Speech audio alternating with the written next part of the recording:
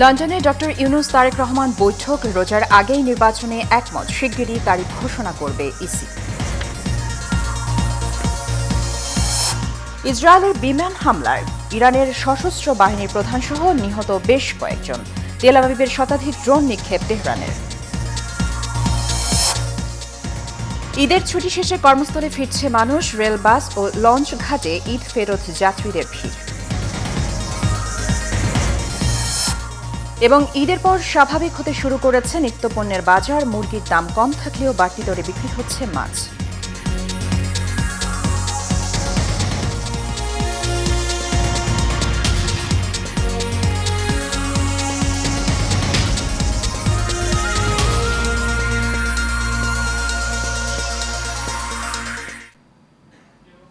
সবাইকে পবিত্র ঈদুল আজহার শুভেচ্ছা জানিয়ে শুরু করছি এশিয়ান নিউজ। সাথে আছি সুবর্ণা গোলন্দাজ। শুনছিলেন বিআরবি কেবল ইন্ডাস্ট্রিজ লিমিটেড সংবাদ শিরোনাম।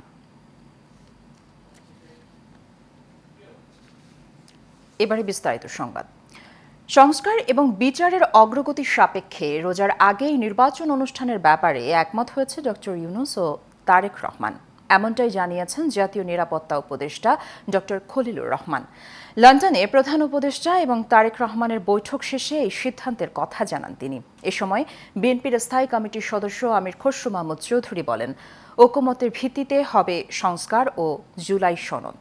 কাউসার আহমেদের রিপোর্ট। নানান জল্পনা কল্পনার পর যুক্তরাজ্যের লন্ডনে প্রধান উপদেষ্টা অধ্যাপক ডক্টর মোহাম্মদ ইউনূসের সঙ্গে বিএনপির ভারপ্রাপ্ত চেয়ারম্যান তারেক রহমানের বৈঠক শেষ হয়েছে। বৈঠক শেষ হওয়ার কিছুক্ষণ পরেই সাংবাদিকদের সঙ্গে কথা বলেন বিএনপির স্থায়ী কমিটির সদস্য আমির খসরু মাহমুদ চৌধুরী এবং জাতীয় নিরাপত্তা উপদেষ্টা doctor Khalilur Rahman. Professor doctor Mohammad ইউনূসের সাথে সাক্ষাৎ করেন। অত্যন্ত সৌহার্দ্যমূলক তাদের বৈঠক অনুষ্ঠিত হয়। এ সময় বেশ কিছু বিষয়ে উভয় পক্ষের সম্মতির কথা তুলে ধরেন তারা। জানান, শিগগিরই নির্বাচনের তারিখ ঘোষণা করবে নির্বাচন কমিশন। প্রধান উপদেষ্টা বলেন যে তিনি আগামী বছর এপ্রিলের প্রথমার্ধের মধ্যে নির্বাচন অনুষ্ঠানের ঘোষণা দিয়েছেন। সকল প্রস্তুতি সম্পন্ন করা গেলে 2026 সালের রমজান শুরু হওয়ার আগের সপ্তাহেও নির্বাচন আয়োজন করা যেতে পারে। সেক্ষেত্রে সেই সময়ের মধ্যে সংস্কার ও বিচার বিষয়ে পর্যাপ্ত অগ্রগতি অর্জন করা প্রয়োজন হবে। জনাব তারেক রহমান প্রধান উপদেষ্টার এই অবস্থানকে স্বাগত জানান এবং দলের পক্ষ থেকে তাকে ধন্যবাদ জ্ঞাপন করেন। নির্বাচনের আগের এই সময়ে সংস্কার এবং বিচার অগ্রগতির বিষয়গুলোকে প্রাধান্য দেওয়া হবে। জানান, ঐকমত্যের ভিত্তিতেই হবে সংস্কার ও জুলাই সনদ। ঐক্যমতের পরিপ্রেক্ষিতে আমরা সংস্কার এবং জুলাই সনদ দুটাই করব। সকলের ঐক্যমতের পরিপ্রেক্ষিতে সেটা সিদ্ধান্ত নেওয়া হবে এবং এটা আমি নিশ্চিত এটা খুব কম সময়ের মধ্যে আমরা সেই সিদ্ধান্ত নিতে পারব। নতুন বাংলাদেশ গড়ার প্রত্যয় নিয়ে সামনের দিকে এগোচ্ছি। সবাই আমরা চাই দেশ গড়ার যে প্রত্যয় আমরা নিয়েছি, আমরা ঐক্যবদ্ধভাবে সেই কাজটা করব। তারেক রহমান যে কোনো সময় দেশে ফিরে আসতে পারবেন বলেও জানান তারা।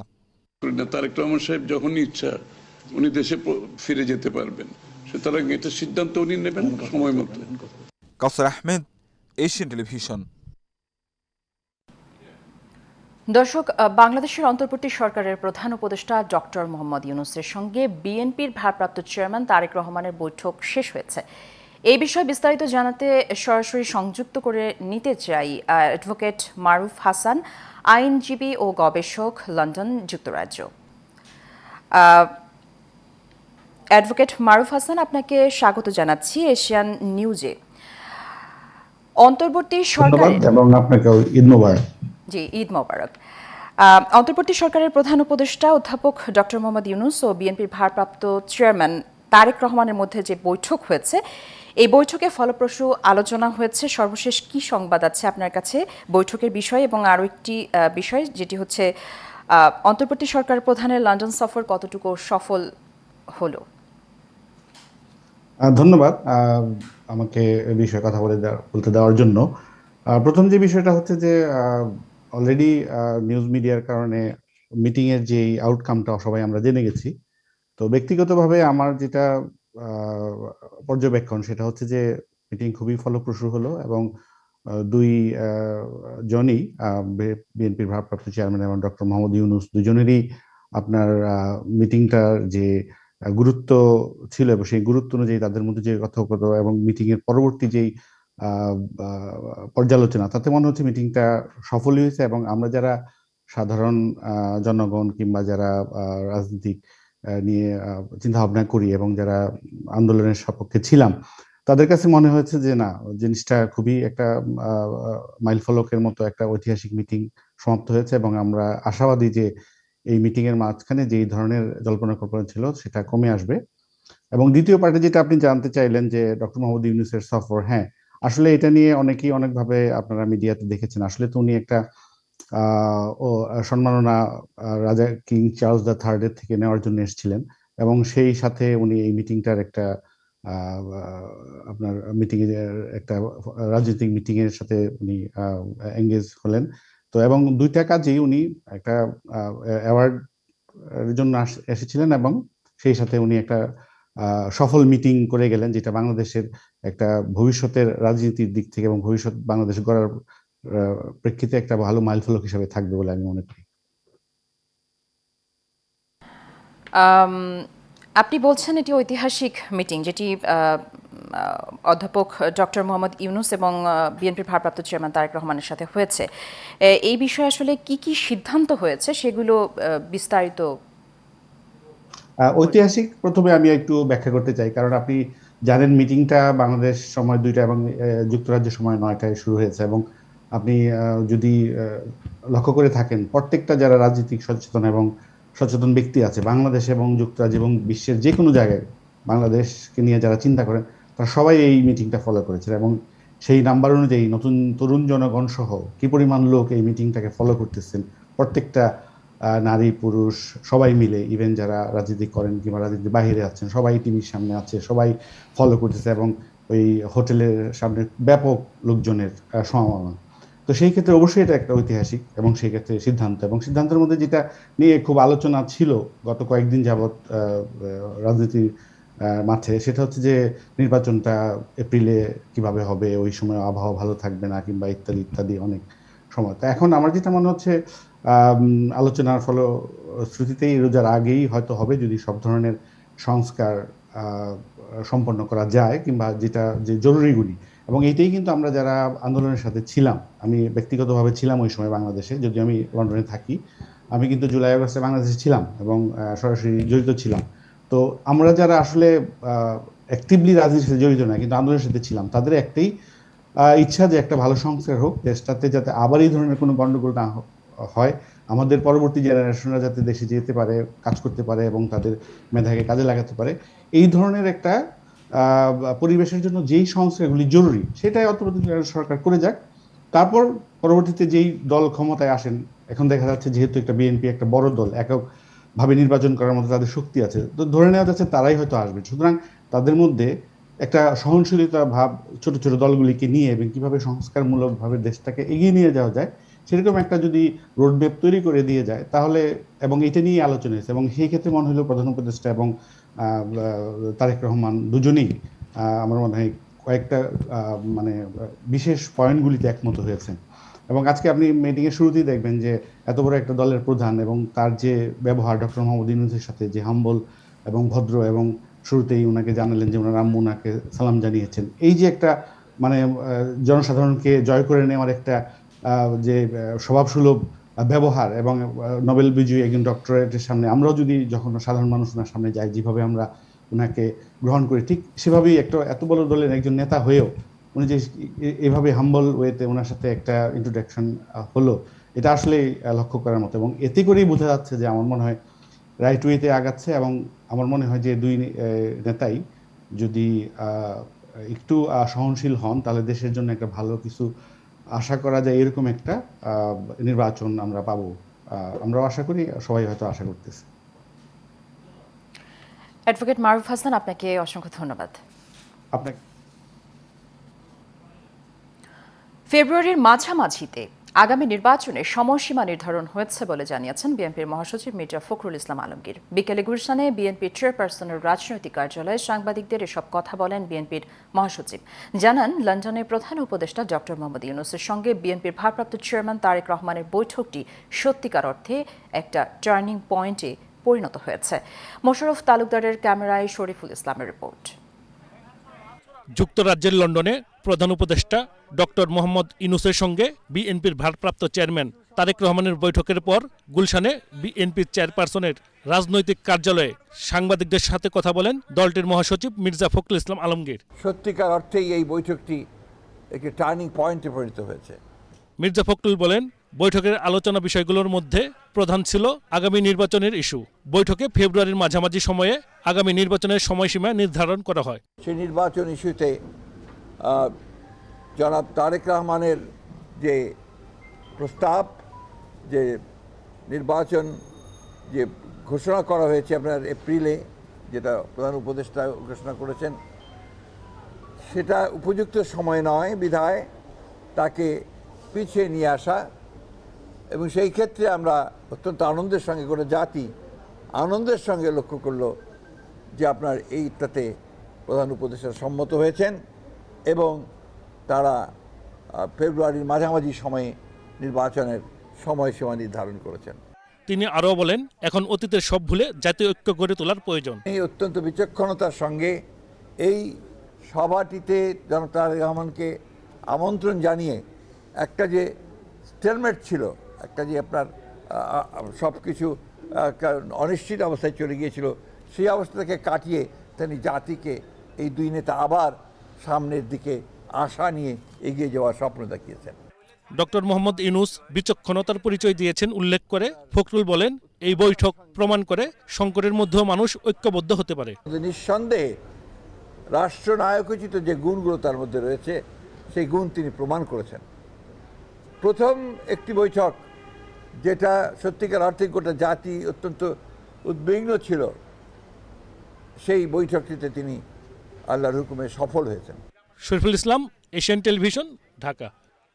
পবিত্র ঈদ উল আজহা উদযাপন শেষে ঢাকায় ফিরতে শুরু করেছেন মানুষ। পরিবারের সঙ্গে আনন্দমুখর দিন কাটিয়ে আবারও ছুটতে হচ্ছে কর্মব্যস্ত নগর জীবনের দিকে। সড়ক ও নৌপথের স্বস্তি থাকলেও ট্রেন পথে যাত্রীদের অভিযোগের সুর। মোহাম্মদ শাহজাহানের ক্যামেরায় বিস্তারিত, নূর মোহাম্মদ ভুইয়ার রিপোর্টে। ছুটি শেষে ঈদের আনন্দ আর গ্রামের স্মৃতি বুকে নিয়ে রাজধানীতে ফিরছে কর্মজীবী মানুষ। হাতে লাকেজ, চোখে ক্লান্তি, তবুও সামনে এগিয়ে চলার তারা যেন সবাইকে তাড়িয়ে বেড়াচ্ছে। দক্ষিণাঞ্চলের বিভিন্ন জেলা থেকে লঞ্চে ঢাকায় ফেরা যাত্রীরা বলেন, এবারের ঈদ আনন্দের কথা। অন্যান্য বছরের মতো এবছর লঞ্চে তেমন একটা ভিড় হয় না। লঞ্চে উঠতে তো ভালোই লাগে, কিন্তু একটু ভয় হয়। লঞ্চে ব্যাক করলাম, ভালোই কাটছে ঈদ। সড়ক পথে যাত্রায় ভোগান্তি থাকলেও ফিরতি পথে স্বস্তির কথা জানান এই পথের যাত্রীরা। আলহামদুলিল্লাহ ঈদ ভালোই কাটছে, সবাই মিলে আমরা সবাই একসাথেই কাটাইছি আর কি। জ্যাম তেমন হয় নাই, রাস্তাও খুব ভালোই ছিল ময়মনসিংহে। তবে দায় ঠেকলো ট্রেনে, টিকিট কালোবাজারি সহ নানা অভিযোগ যাত্রীদের। টিকিট ছাড়া অনেক মানুষ ছিল, আমরা টিকিট দিয়েও কোনো সুবিধা পাইনি। হ্যাঁ, এবার ঈদ যাত্রা অনেক ভালো, তবে যে টিকেটের কালোবাজারিগুলা এগুলা অনেক বেশি। পরিবারের সাথে ঈদ কাটালাম, তো জার্নিটাও খুব ভালো ছিল, একটু ভিড় ছিল। দায় স্বীকার করতে নারাজ স্টেশন ম্যানেজার, বলেন নির্বিঘ্নেই হচ্ছে ঈদ যাত্রা। প্রায় প্রতিটি ট্রেনে অতিরিক্ত কোচ সংযোজন করা আছে। আমরা চেষ্টা করছি যে আমাদের যাত্রীরা যাতে সহজে আসা যাওয়া করতে পারে নিরাপদভাবে, এবং এই প্রচেষ্টা অব্যাহত থাকবে। ঈদের আনন্দ শেষ, এখন জীবন যুদ্ধ শুরু। পরিবার ফেলে ফিরে আসা বেদনা সবার চোখে মুখে যেন স্পষ্ট। নারীর টানে বাড়ি ফেরা, কর্মের টানে জীবিকায় ফেরা, এটাই হলো জীবন। কিন্তু এ ছোট্ট সময়ে যে অনুভূতি লুকিয়ে থাকে তা ভাষায় প্রকাশ করার মতো না। আগামীতে ঈদ আনন্দ আরও সুন্দর হবে, এমনটাই প্রত্যাশা সকলের। কমলাপুর রেলওয়ে স্টেশন থেকে নূর Mohammad Bhuiyan, Asian television.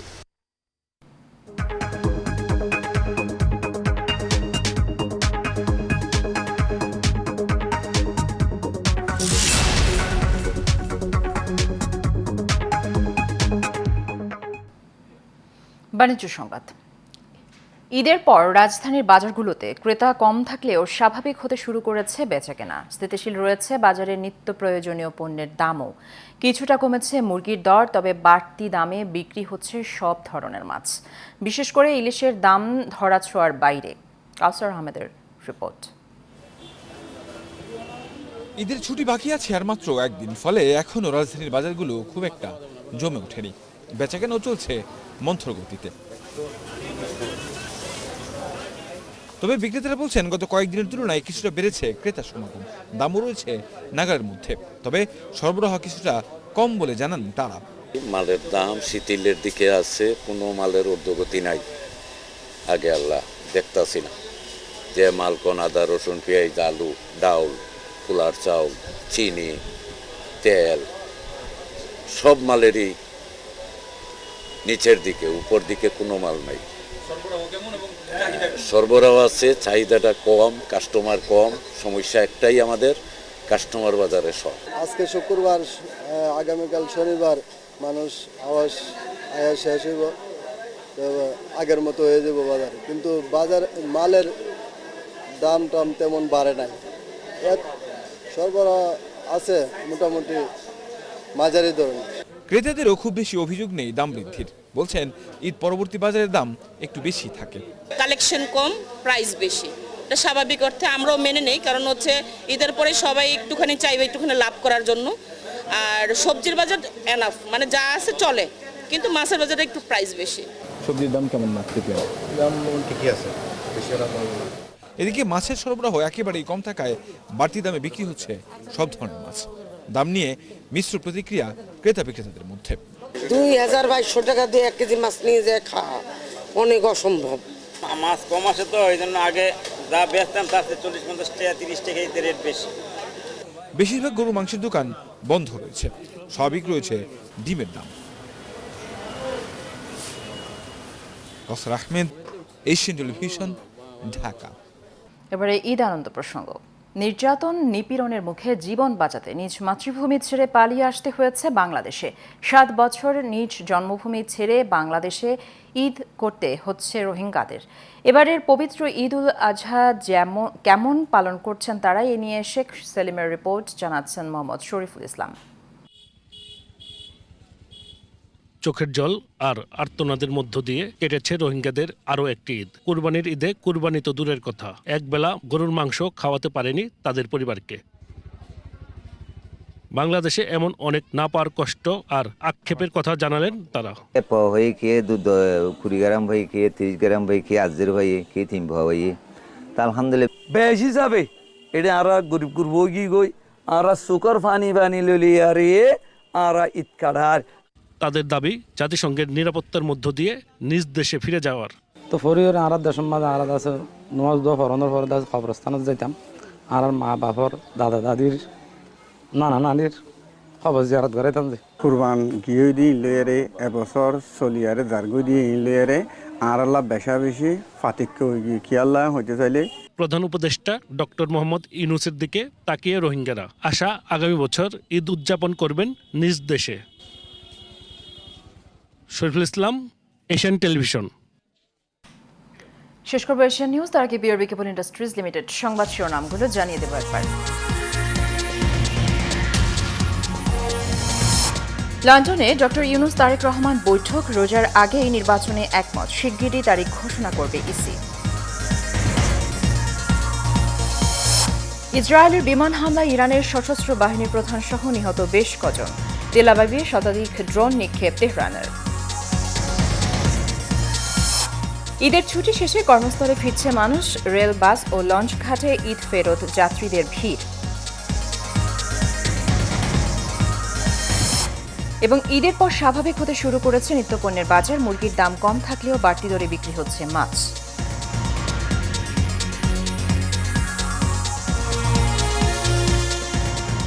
Asian news এ পর্যন্তই। আমাদের পরবর্তী সংবাদ দেখার আমন্ত্রণ রইল। ধন্যবাদ সাথে থাকার জন্য।